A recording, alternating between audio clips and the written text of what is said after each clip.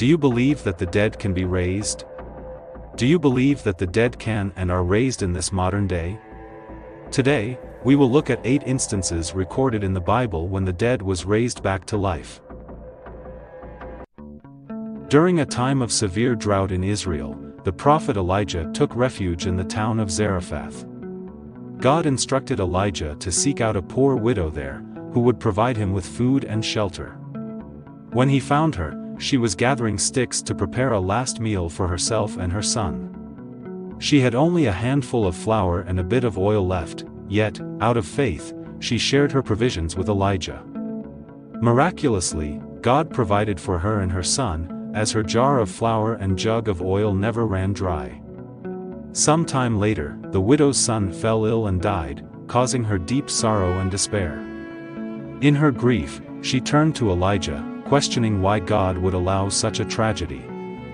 Elijah responded with compassion. Taking the boy's body to an upper room, he stretched himself over the child 3 times and cried out, "O Lord my God, let this child's life come into him again."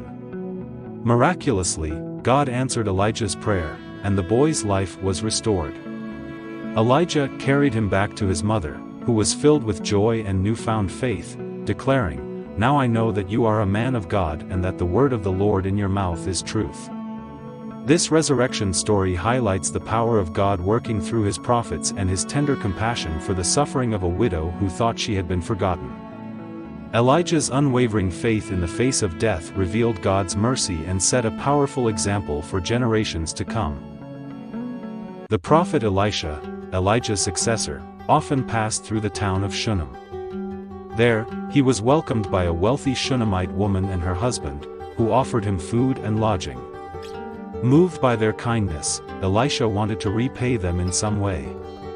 The woman had no children, so Elisha prophesied that she would hold a son in her arms within a year. True to his words, the Shunammite woman gave birth to a child. Years later, the boy went out to the fields to visit his father and suddenly cried out, "My head, my head." The father sent him back home, but despite his mother's care, the boy died in her arms. Distraught but resolute, the Shunammite woman laid her son's body on Elisha's bed and quickly set out to find the prophet. She insisted on seeing Elisha personally, refusing to leave his side until he agreed to return with her. Upon arriving, Elisha went into the room alone with the child's body. He prayed to God, then lay on the child, mouth to mouth, hands to hands. Slowly, the boy's body grew warm. Elisha repeated this action until the child sneezed 7 times and opened his eyes, alive and well. Elisha called the Shunammite woman, who fell at his feet in gratitude and took her son in her arms, her faith fully restored. This miracle revealed Elisha's faithfulness to God and emphasized the importance of perseverance and trust in difficult times. The story also underscored God's compassion and the incredible power of prayer and faith. After a life marked by miracles, Elisha passed away and was buried. Years later, during a time of Moabite raids, a group of Israelites was burying a man. As they prepared to lay him to rest, they saw a group of Moabite raiders approaching. Fearing for their lives, they hurriedly threw the man's body into the nearest tomb, which happened to be Elisha's. The moment the dead man's body touched Elisha's bones, he was immediately revived and stood on his feet. This miraculous event astounded everyone who witnessed it. Even in death, God's power worked through Elisha's remains, revealing that his influence extended far beyond a single lifetime. Elisha's legacy endured as a testimony to God's unwavering power and presence. This resurrection emphasized that God's power was not limited to the living and highlighted his continuing presence among his people. The story reminded the Israelites that God could work wonders even through his prophets' remains, showing that his promises to his people were lasting and eternal. During his ministry, Jesus traveled to the town of Nain, where he encountered a funeral procession. The deceased was the only son of a widow, and her loss was compounded by her difficult social and economic position. As a widow, she relied on her son for protection and support, and now she faced a future filled with loneliness and hardship. Seeing her grief, Jesus was moved with compassion. He approached the bier and touched it, telling her, "Do not weep." Then, in a voice of authority, he said, "Young man, I say to you, arise." The dead man immediately sat up and began to speak, and Jesus returned him to his mother. This extraordinary act of kindness astounded the crowd, who praised God, declaring, "A great prophet has appeared among us, God has come to help his people."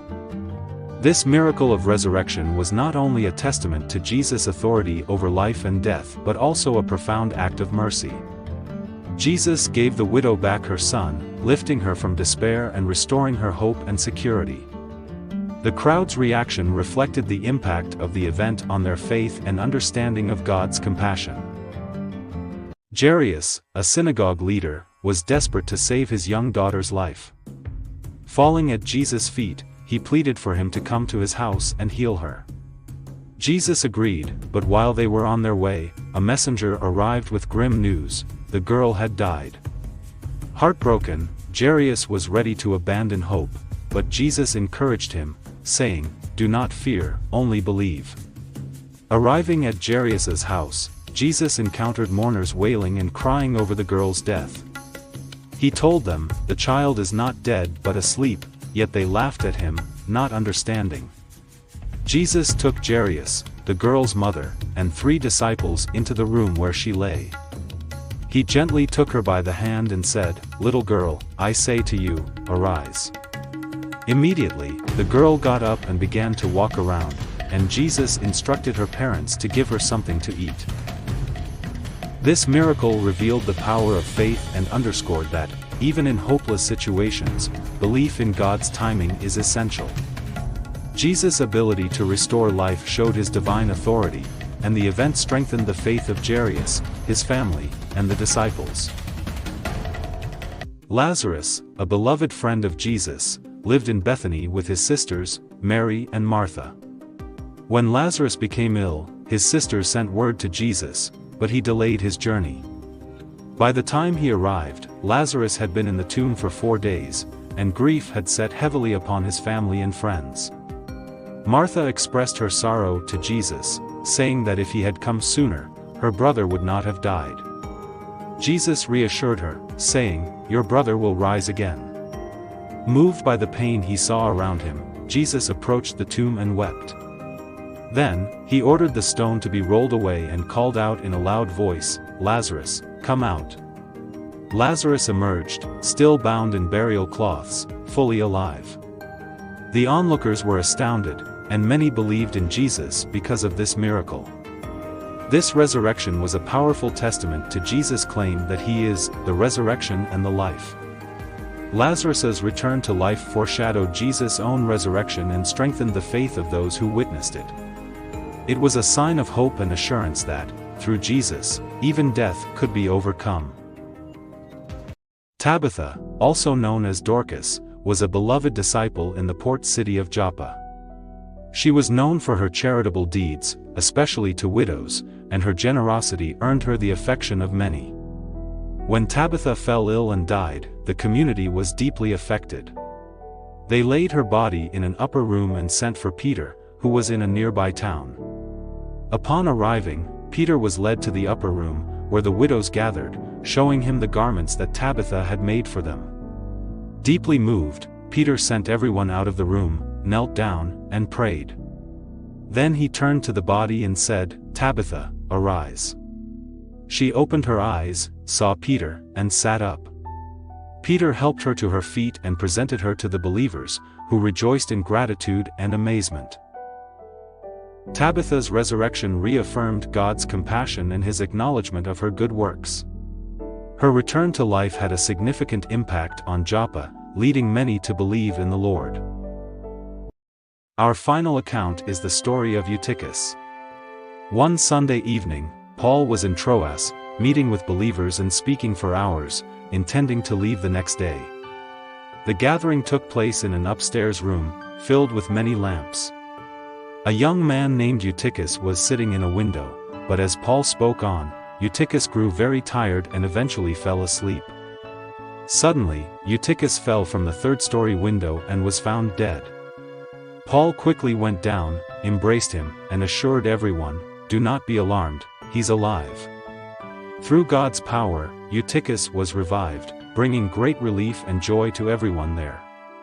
Paul then returned upstairs, continued teaching, and later shared a meal with the group.